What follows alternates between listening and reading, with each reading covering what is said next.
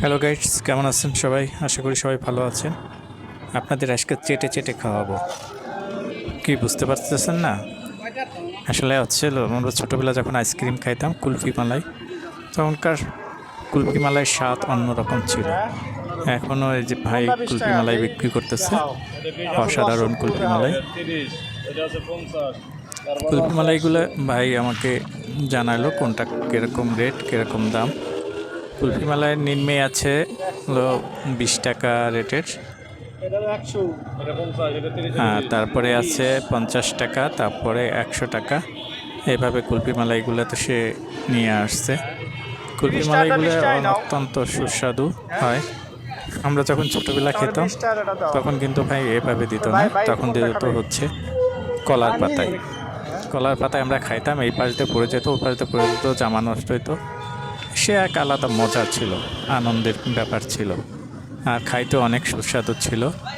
এখন অতটা স্বাদ নেই, তারপরেও রাস্তা দিয়ে যাচ্ছিলাম, হঠাৎ করেই পেয়ে গেলাম, আর লোভ সামলাইতে পারলাম না, দাঁড়া করাইলাম কুলফিওয়ালাকে। কুলফিওয়ালা এখানে আসছে, ওনাকে জিজ্ঞেস করলাম, উনি আসছেন হচ্ছে গিয়ে রাজবাড়ি থেকে। রাজবাড়ি, আগে রাজবাড়ি কুষ্টিয়াতে এর কুলফি মালাইগুলো অনেক ভালো হতো।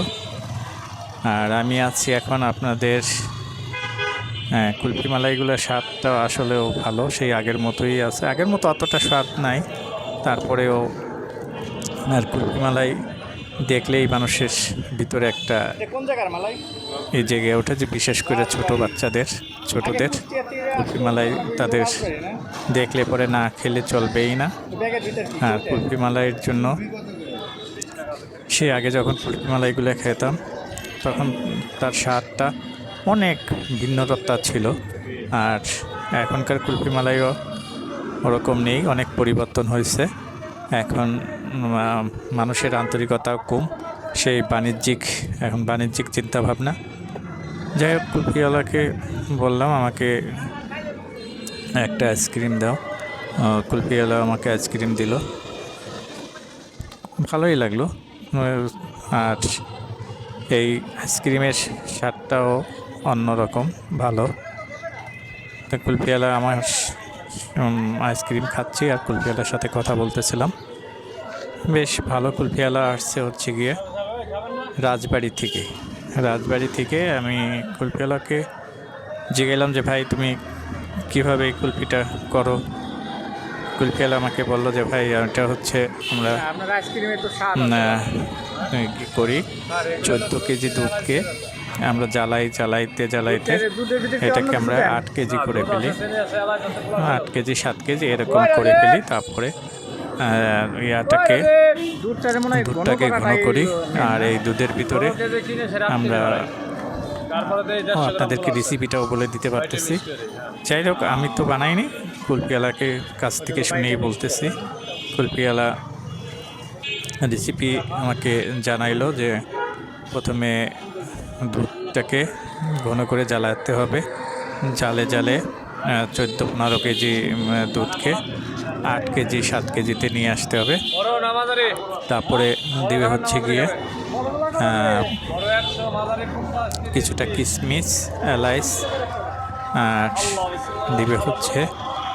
দিছে হচ্ছে এর ভিতরে ফ্লাওয়ার চাউলের গুঁড়া, যে জন্য স্বাদটা আরও অনেক ভালো, অনেক মিষ্টি পায়েসের মতো স্বাদটা হয়ে যায়।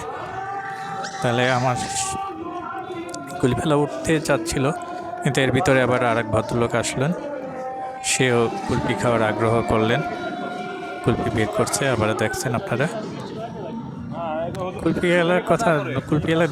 কুলফিওয়ালাকে দেখেই আমাদের কিন্তু সেই ছোটোবেলার কথা মনে পড়ে যায়। এই কুলফিগুলো খেতাম, তখন দিতে হচ্ছে কলার পাতায়, খুব সুন্দর লাগতো। কলার পাতায় আমরা ঠিক এখন কলার পাতা যে মজা, এখন সেই মজাটা পাওয়া যাবে না। কলার পাতার এপাশ ওপাশ দিয়ে পড়ে যেত, আর আমরাও ঠেকাই রাখার চেষ্টা করতাম, চেটে খেতাম। আপনাদের হয়তো স্মৃতিতে সেই কুলফিওয়ালার কথা অনেকেরই মনে পড়ে যাচ্ছে। যাই হোক, কুলফি আপনারা হয়তো সবাই পাবেন না, আমাদের এই ফরিদপুর অঞ্চলে পাওয়া যায়। এই যে একজন মুরব্বিও কুলফি খাচ্ছেন, বেশ কিছু কাস্টমারও চলে আসলো এর ভিতরে। যাই হোক, কুলফি মালাইটা আজকাল সব জেলায় সব এলাকাতে পাওয়া যায় না, কিছু কিছু এলাকাতে পাওয়া যায় খুব ভালো মানের কুলফিগুলো আসলে এখনকার যে অফিসিয়ালি আইসক্রিম যেগুলো মেশিনের আইসক্রিম, সেগুলোর স্বাদ আর এই কুলফির স্বাদ কিন্তু ভিন্ন। কুলফিটা একজ দুধের, এখানে কোনো ভেজাল নেই। খুব ভালো মানের দুধটাকে ঘন করে জ্বালিয়ে এটাকে করে, এটার স্বাদটা ভিন্ন। যেই স্বাদগুলো আপনি যেগুলো ফ্যাক্টরির আইসক্রিম আছে সেগুলোর ভিতরে পাবেন না। এটা সবচেয়ে ভালো হয় যদি বাসায় তৈরি করা যায়। বাসায় তৈরি করতে পারলে খুবই ভালো হয়। আপনারা যারা এই রেসিপিটা তো বলেই দিলাম, আপনারা চেষ্টা করবেন যেন আপনারা বানাইতে পারেন আপনাদের। আর যাই হোক, আপনারা আমাদের চ্যানেলটিকে সাবস্ক্রাইব করবেন, লাইক করবেন, শেয়ার দিবেন, আমাদের সাথেই থাকবেন এবং আমাদেরকে সবসময় আপনারা মেসেজ করে জানাবেন যে ভাই আপনি এই ধরনের ভিডিও বানান, এই ধরনের করেন, তাহলে আপনাদেরকে সেই রকম ভিডিও দিতে পারবো। থ্যাংক ইউ এভরিবডি, ভালো থাকবেন।